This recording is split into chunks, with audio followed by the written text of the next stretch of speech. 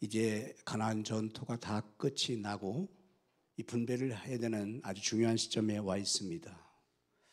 그러나 오늘 본문 내용을 보니까 우리가 이해할 수 없는 기록을 하고 있습니다. 여리고 왕을 비롯한 31명의 왕들을 기록해 놓고 있습니다. 31명의 왕들, 이들은 여호수아와 이스라엘이 요단을 건너서 가나안 7년 정복 전쟁을 통해서 다 섬멸, 즉 죽였던 왕들입니다. 그렇다면 성경은 왜 이런 내용을 기록해 놓고 있을까요? 먼저는 가나안 전쟁은 실제적, 역사적 사실이었다는 것을 말씀하는 내용입니다. 두 번째는 이런 전쟁에서 31명이나 가나안족이 완전히 왕들이 다 섬멸을 당했다고 한 거, 이것은 기적 아니겠어요? 이것은 여호수아의 전과가 아니라 하나님이 도우셨고 은혜를 주셨다, 그런 말씀을 기록하고 있는 것입니다. 그러므로 이 말씀을 기록한 이유는 앞으로 전개될 것은 더 중요한 것이 있는데, 그것은 바로 기업 분배라는 것입니다. 우리가 중요한 것은 정복하는 것도 중요해요. 즉 약속을 성취하는 것 매우 중요합니다. 하나님의 응답을 받는 것 중요합니다. 은혜를 체험하는 것, 하나님의 도우심을 받는 것, 교회를 위한다면 성전 건축하는 것 중요하고, 성도들이 구원받은 하나님의 백성들이 차고 넘치는 것 중요해요. 그 다음이 더 중요한 것들이 많다는 것이죠. 승리 후에, 약속 성취 후에 그것이 중요하다는 것이에요. 이것은 바로 다른 것이 아니라 이 모든 전공을, 이 모든 영광을 전능자이요 창조주이요 주권자이신 하나님께 돌려드려야 된다, 그것을 지금 말씀하고 있는 것입니다. 이 말은 땅의 분배라는 것은 중요합니다. 그렇습니다. 우리가 개인적으로 이만큼 오를 때, 여러분 기업이 이만큼 오를 때, 교회도 이렇게 부흥될 때, 나라와 국가도 마찬가지죠. 이때가 참 중요합니다. 왜냐하면 그 이후로 펼쳐질 하나님의 약속과 더 큰 은혜를 우리가 누려야 되기 때문에, 그러기 위해서는요 하나님의 뜻을 더 철저히 따라가야 될 줄로 믿습니다. 우리가 너무 연약하기 때문에요, 이만큼 올라가면 사람이 교만해져서 하나님의 뜻보다는 자기 주장을 내세우기 시작한다는 것이죠. 그래서 바로 오늘 이런 말씀을 지금 기록하고 있습니다. 자, 이 말씀 속에서 우리가 절대 놓치지 말아야 될 중요한 말이 있어요.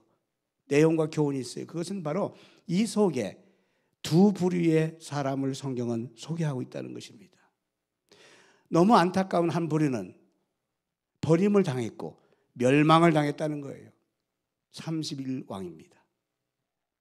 그런데 한 부류는 구원받고 승리하며 기업을 분배받는 자리로 나아가고 있다는 것입니다. 이 오묘하고 신비롭고 신기한 영적 교훈 앞에서 우리가 오늘 깨달을 몇 가지 말씀을 함께 은혜를 나누고자 합니다. 오늘 말씀을 들으면서 여러분은 31왕이 아니라 여호수아와 이스라엘이 되기를 축복합니다. 먼저 모든 걸 다 갖췄지만은 실패하는 사람이 있습니다.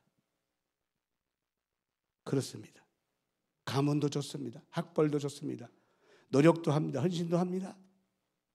그렇지만은 실패하는 사람이 있습니다. 여러모로 부족하지만은, 여러모로 준비가 안 됐지만은 승리하는 사람이 있다는 것입니다. 자, 이 가나안 전쟁의 특징이 뭐냐면 7년간 전쟁하는데 전쟁을 못하는 나라가 전쟁을 잘하는 나라를 공격하는 거예요. 정말 특이하잖아요. 아니, 싸움 잘 못하는 나라가, 싸움 잘 못하는 사람이 싸움 잘하는 사람을 공격하는 거예요. 싸움 잘하는 나라가 누구예요? 가나안 부족들입니다. 싸움 못하는 나라는 이스라엘 여호수아입니다. 이건 좀 맞지 않지 않습니까? 자, 그러면 싸움 잘하는, 지금 공격을 받고 있는 나라들 31명이나 되는 왕들입니다. 이들이 누굽니까? 물질 문명이 매우 발달된 가나안에 살고 있고, 당신은 철기 문화인데 무기도 매우 잘 만들어서 보유한 대단한 강대국입니다. 그러므로 이스라엘과 여호수아 군대와 싸우면 누가 우위에 지금 서 있는 겁니까? 아니, 공격하는 자가 열세입니다. 싸움의 모든 걸 다 갖춘 군대요, 나라가 바로 31왕이었습니다. 승리가 다름없죠. 싸워봤자 이스라엘과 여호수아가 질 수밖에 없는 가나안 7년 전쟁입니다. 그런데 의외의 결과가 나타난 것입니다. 경제적으로 군사적으로 아무것도 준비 안 됐지만 부족한 것도 속이지만 이스라엘과 여호수아가 백전백승을 하게 됐다는 사실입니다. 이 말씀은 인간이 아무리 준비하고 아무리 실력이 있다 할지라도 하나님의 사람을 대적하게 된다면 실패하는 거예요. 무슨 교훈입니까? 하나님께 대적하면, 하나님의 사람을 대적하면 실패하기 때문에 하나님을 대적할 필요가 없다는 것이죠. 하나님을 대적하는 사람이 얼마나 어리석었다는 걸 아는 것이죠. 여러분, 지구 역사상 하나님을 대적해서 살아난 민족이 없습니다. 하나님의 사람을 공격해서 하나님의 은혜 받고 하나님의 복을 받은 민족이나 개인도 없습니다. 그러나 아무리 준비한 것이 없다 할지라도 하나님이 도와주시는 사람과 민족은 승리하게 됩니다. 고린도전서 1장 27절로 29절 말씀을 보시면, 그러나 하나님께 세상에 미련한 것들을 택하사 지혜 있는 자를 부끄럽게 하려 하시고 세상에 약한 것들을 택하사 강한 것들을 부끄럽게 하려 하시며 하나님께서 세상에 천한 것들과 멸시받는 것들과 없는 것을 택하사 있는 것들을 폐하려 하시나니 이는 아무 육체라도 하나님 앞에 자랑하지 못하게 하려 하심이라. 이렇게 말씀하고 있어요. 미련하고 약하고 천하고 멸시받아도 하나님이 함께 하시면 세상에 강하고 똑똑하고 지혜롭고 부유한 세상을 이겨낼 수가 있는 줄로 믿습니다. 사사시대에 미디안족이라고 하는 아주 굉장한 강대한 나라가 있었습니다. 이스라엘을 계속 침략했어요. 물론 하나님이 허용했습니다. 여러분, 모든 나라와 역사와 통치를 주님이 하실 때 하나님이 허락하신 만큼 역사가 돌아갑니다. 전쟁도 있습니다. 기근과 여러 가지 천재지변의 역사도 있습니다. 그게 하나님이 허락하신 만큼 가는 겁니다. 하나님의 계획하신 만큼 역사가 진행되고 있습니다. 미디안 족속이 말이죠, 하나님의 택한 이스라엘을 공격합니다. 7년 동안 공격합니다. 추수할 때 곡물을 수탈해 갔습니다. 그런데 하나님이 드디어 때가 된 것입니다. 더 이상 미디안 족속을 통해서 이스라엘을 공격할 수가 없는 때가 되는 거예요. 이때 하나님이 기드온이라고 하는 사람을 선택합니다. 기드온은 그때 어떻게 했습니까? 미디안 족속이 자신을 공격하고 이스라엘 공격해서 이 가을의 추수를 또 다 빼앗을 것 같으니까 아주 후미진 곳 숨어서 곡식을 타작하고 있었어요. 두려워서 거기 숨어 타작하고 있었어요. 그때 하나님이 기드온을 찾아오신 겁니다. 그리고 이렇게 말씀하세요. 큰 용사 기드온아. 기드온이 깜짝 놀랐습니다. 하나님, 저 큰 용사 아니에요. 제가 전쟁 나가서 싸울 지도자감 아니에요.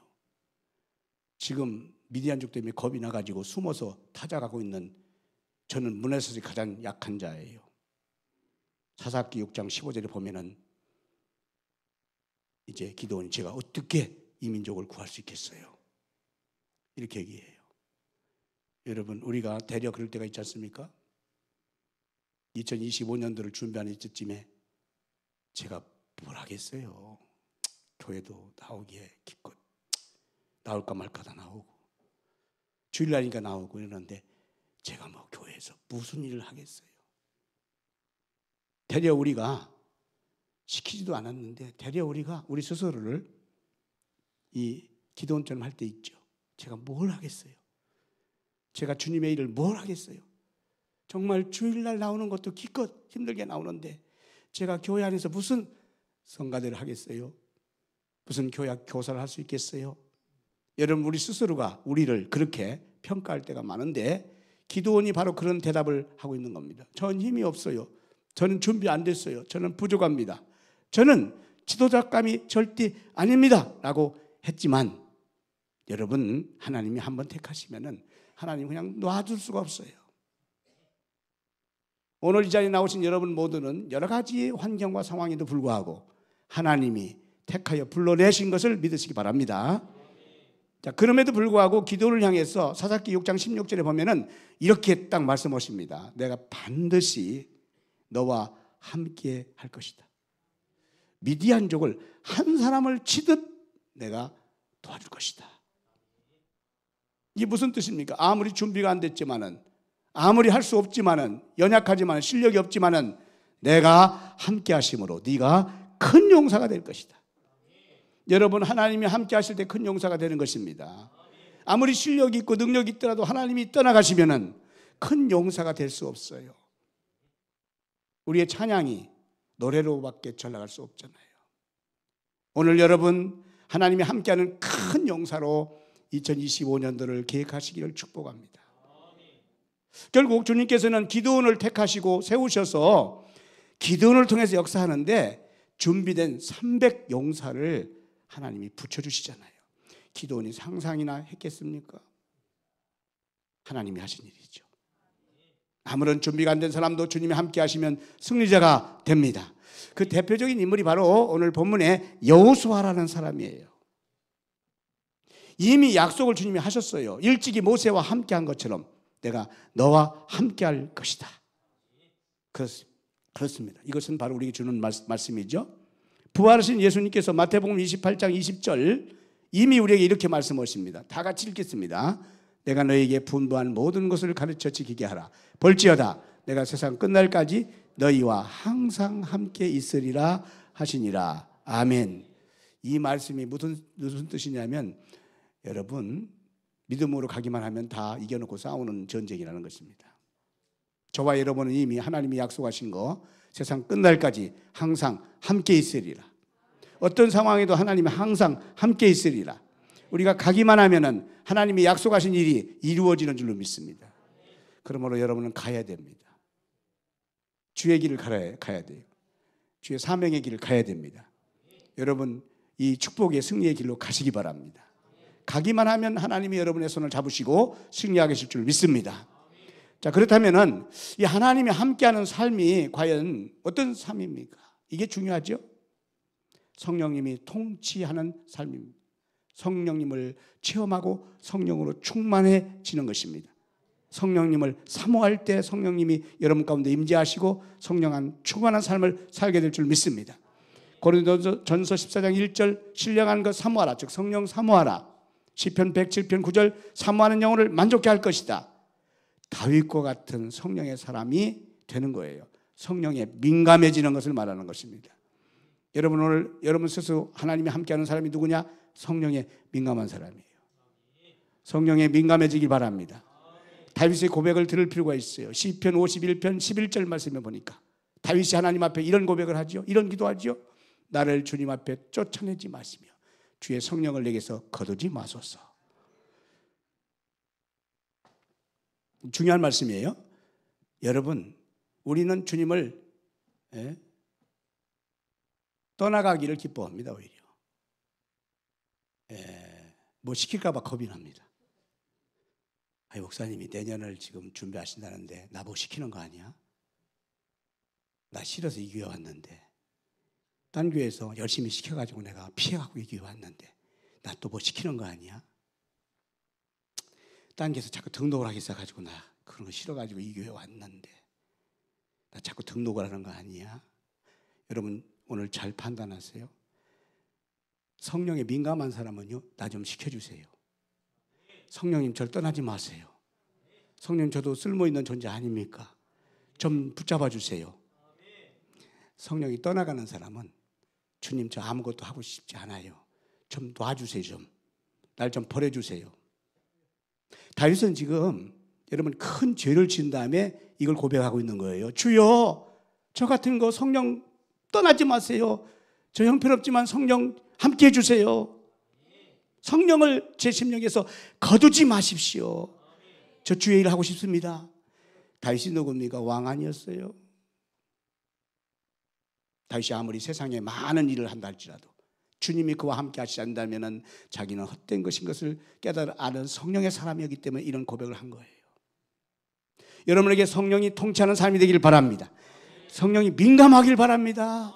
이 귀중한 시간에 교회에 와가지고 우리가 기도와 찬양으로 말씀으로 은혜를 받고 하나님이 여러분을 주재하시고 인도하시고 감동 주시는 것을 확실히 믿고 저 거친 세상을 향해서 믿음으로 달려나가야 되지 않겠습니까? 성령의 통치가 왜 이렇게 중요한가? 로마서 8장 9절에 보니까 만약 우리가 성령, 그리스도의 영이 없다면은 그리스도의 사람이 아니라는 거예요. 무늬만 크리스찬이다. 무늬만 크리스찬. 평생 여러분 무늬만 크리스찬이면 되겠습니까? 교인, 교회 다니는 사람, 교인이 돼서 되겠습니까? 성령의 사람, 성도가 돼야죠. 주의 일꾼 되는 제자가 돼야죠. 믿으시길 바랍니다. 어떤 사람이 호두과자를 샀어요. 이렇게 먹다 보니까 호두가 없어요. 호두과자인데 따졌습니다. 아니 호두과자인데 호두가 없습니까? 그랬더니 호두과자 파는 사람이 더 가관이에요. 여보시오, 붕어빵 속에 붕어 있어요? 국화빵 속에 국화 있습니까? 그 말이 맞네. 그렇잖아요. 여러분, 예수 믿는 사람은 그러나 아니에요. 예수 믿는 사람은 반드시 우리의 심령 가운데 예수의 영이, 성령이 여러분을 통치해야 됩니다. 왜냐하면 이게 왜 중요하냐면 성령님이 우리 심령 가운데 오셔야 옛사람이 변하고 새사람이 되는 거예요. 그래서 정말 안타깝잖아요. 그렇게 교회를 오래 다니는데도, 그렇게 교회에서 직분을 맡았는데도 옛사람이 변하지 못하고 새사람이 되지 못하고 살아갈 때 얼마나 많은지 몰라요. 성령님의 민감한 반응 앞에서 여러분 말씀을 깨닫기 바랍니다. 기도와 찬양 여러분 깨닫기를 바랍니다. 지난 월삭 새벽 기도 때 저 홍성 성전에서요, 제가 깜짝 놀랐어요. 성경 봉독하는 권사님이요, 갑자기 성경 봉독을 하다가 이 성경 봉독을 못하고 멈추는 겁니다. 가만히 보니까 눈물 흘리라, 목이 맺혀서 성경 봉독을 계속 못하는 거예요. 아니 성경 봉독을 하다가 새벽에, 성경 봉독을 하다가 새벽에 성령님의 민감한 음성을 들은 거예요. 그냥 성경 봉독이 아니잖아요. 성령님이 통치하시고 주관하신 거예요. 여러분 말씀을 듣다가 성령님이 민감하게 여러분의 심령을 터치하시잖아요. 여러분이 성가대가 찬양하다가, 기도하다가 성령님 민감하게 여러분의 신앙을, 여러분의 심령을 이렇게 터치하세요. 왜? 인격적인 성령님이세요. 마귀는 얼마나 강하고 악랄한지 여러분이 절대 사모하지 않아도 마귀는요, 별거 아닌 것 가지고 여러분의 심령 가운데 막 후짓고 들어와요. 그래서 여러분의 심령에 서운함과 그 다음에 두려움과 염려와 근심과 걱정과 시기와 질투와 교만과 불순종과 불쌍 막 넣어줍니다. 제가 하는 얘기가 아닙니다. 요한복음 13장 2절에 보니까 마귀가 벌써 간주다 마음속에 예수님의 팔생각을 넣어줬더라. 마귀가 하는 일이 그거예요. 마귀는 요한복음 10장 주님 하신 말씀처럼 우리의 심령 가운데 와서 그를 죽이고 멸망시키고 파괴시키는 일을 서슴지 않는 거예요. 성령님은 아닙니다. 매우 고품격의 인격적인 하나님이십니다. 절대 여러분이 사모하지 않으면, 민감하지 않으면 여러분 가운데 역사할 수가 없어요. 여러분이 어린아이처럼 순수하게 민감하게 주님 앞에 대해보세요.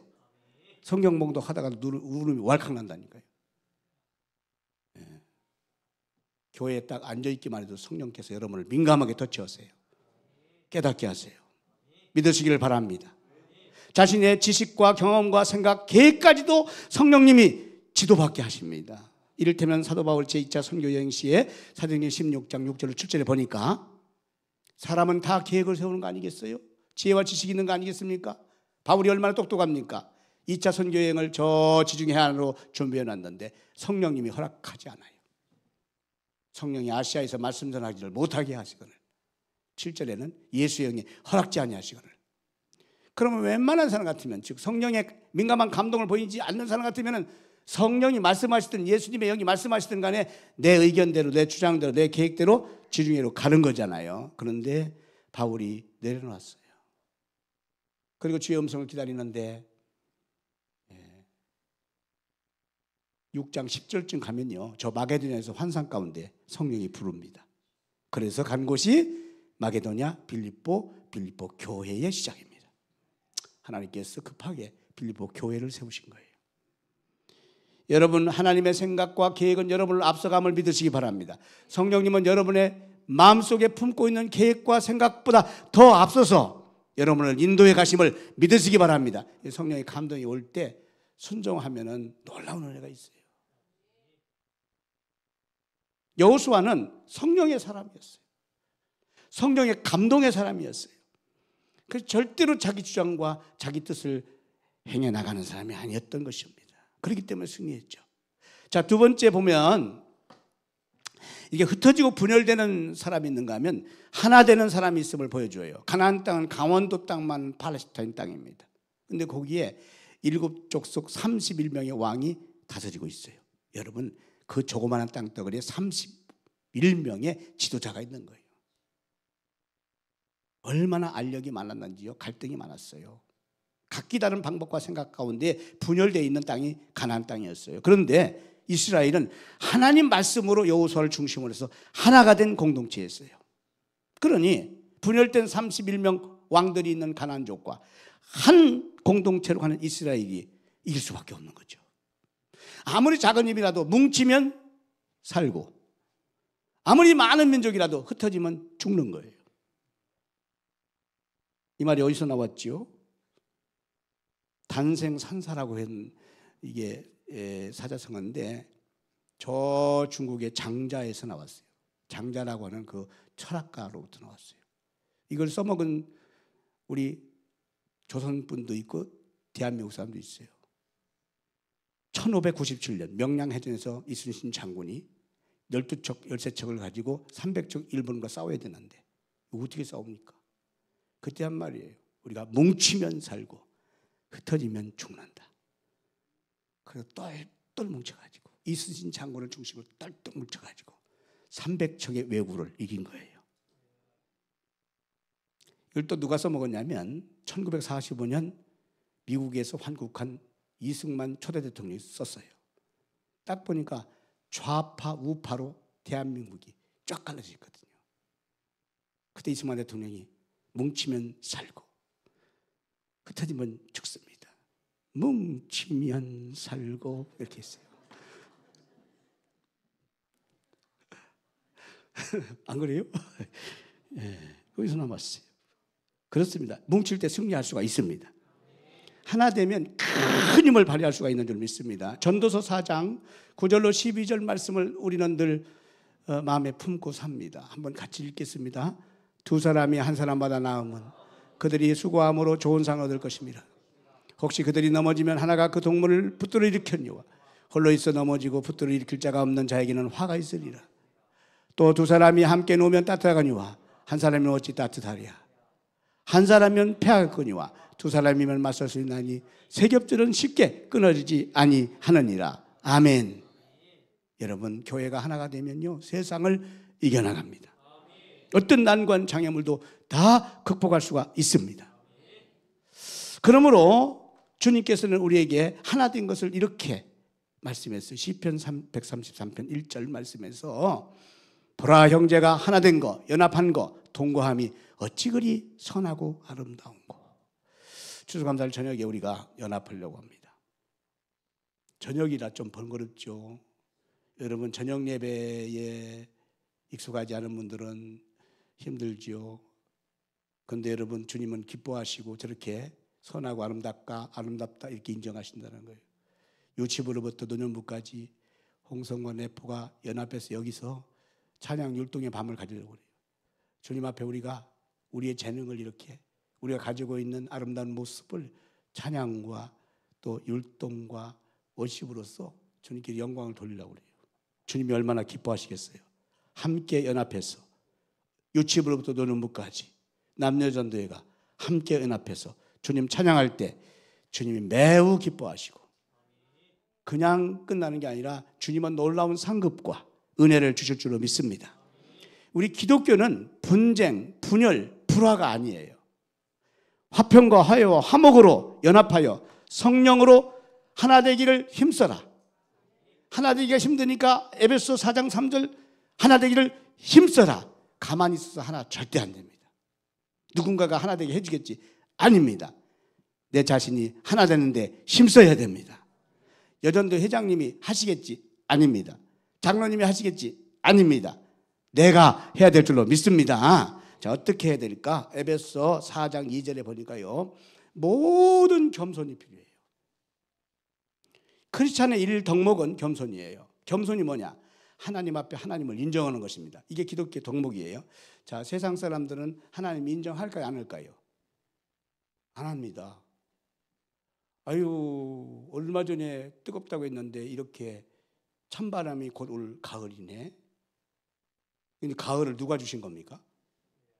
하나님이 주시고 천지 만물의 모든 창조의 세계를 창조주 하나님이 주셨건만 세상 사람들은 인정하지 않습니다. 어디서 뚝 떨어지는 걸 거야.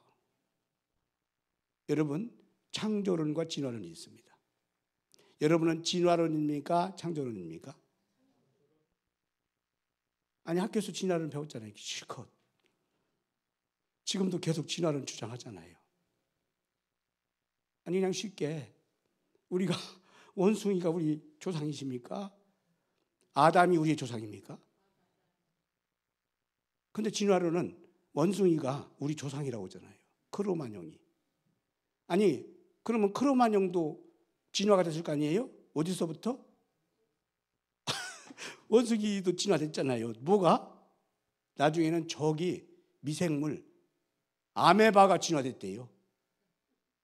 아니, 저는 그렇게 옛날에 공부를 했다니까요.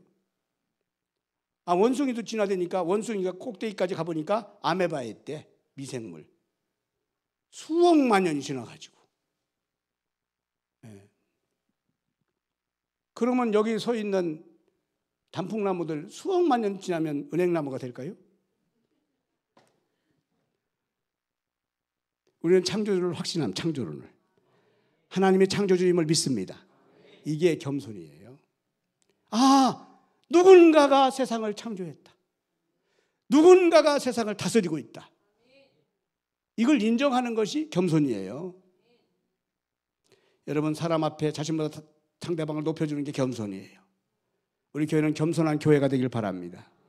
빌립보서 2장 2절로 4절에 보니까 겸손한 교회의 모습을 소개합니다. 마음을 같이하여 같은 사랑을 가지고 뜻을 합하며 한 마음을 품어 아무 일이든지 다툼이나 허영으로 하지 말고 오직 겸손한 마음으로 각각 자기보다 남을 나게 여기고 각각 자기 일을 돌아볼 뿐더러 또한 각각 다른 사람들 일을 돌아보아 나의 기쁨을 충만하게 하라. 여러분, 교회가 이렇게 되는다는 것이죠. 크리스찬들이 바로 이렇게 겸손한 삶이 되어야 됨을 말씀해요. 이때가 하나 되는 거예요. 거기다가 하나만 더 붙인다면 온유해야 됩니다. 에베소 4장 2절인 것처럼 온유해야 되는 거예요. 온유가 뭡니까? 나약함이나 비굴함을 말하는 게 아닙니다. 잘 통제되고 절제된 내유 외강, 약자의 비굴함이 아니라 강자의 부드러움입니다. 자기의 권리를 주장치 않고 포기하는 데 주저하지 않는 사람을 외유내강, 즉 온유한 사람이라 그렇게 얘기합니다. 이 사람은 바로 예수님입니다. 그래서 예수님은 내 마음을 품어라. 여러분, 교회가 예수님의 마음을 품어야 됩니다. 온유와 겸손으로 하나 되기를 축복합니다. 오래 참고 사랑으로 용납하는 성도가 되길 바랍니다. 이가 바로 여호수아였어요. 여호수아가 모세 뒤를 이어서 7년 정복전쟁 가나안 전투 하잖아요. 한 번도 내부적인 분쟁이 없었어요. 왜 그랬을까요? 겸손과 온유와 서로 용납함으로 오래 참고 여호수아가 섬겨서 나가기 때문이었습니다. 항상 하나 되고 한 마음 한 뜻이 되어서 가나안 전투가 얼마나 힘들었지만은 결국 승리한 줄로 믿습니다. 여러분, 교회 공동체는요 절대 다툼과 분쟁을 통해서는요 역사가 일어날 수가 없어요. 사탄은 역사하지만 성령님이 역사할 수가 없어요. 다툼과 분쟁 속에 있는 교회는 절대로 부흥될 수가 없습니다. 부흥은 고사하고 세상의 손가락질을 받을 수밖에 없어요. 사탄이 점령하고 사탄에게 패배당할 수밖에 없어요. 여호수아 공동체는요 절대로 분열을 분쟁하지 않았어요. 그리스도 예수 안에서 성령 안에서 하나님 말씀으로 약속을 믿고 하나 되어 나간 줄로 믿습니다. 자, 그렇기 때문에 승리한 거죠. 우리 교회가, 여러분이 바로 이런 여호수아의 아름다운 믿음이 되기를 축복합니다. 하나만 더 말씀드리면 이 망하는 자가 있어요. 31명 왕 망했어요. 흥하는 자가 있어요. 여호수아와 이스라엘이 흥했습니다. 여러분, 우리도 정말 망할 뻔했습니다. 힘들 뻔했습니다. 망해도 몇 번 망할 뻔했어요. 50년대 전후 이후로 60년대 70년 살아올 때 우리나라는 세상에서 최빈민국이었어요. 그때 우리 아이들이 얼마나, 아이들이 아니라 여기 계신 여러분들도 그때 아이였을 텐데 그때는 왜 이렇게 코가 많이 나오는지. 아니 그때는 정말 신기해요. 겨울에만 코가 나오는 게 아니에요. 여름에도 나와요. 가을에도 나와요.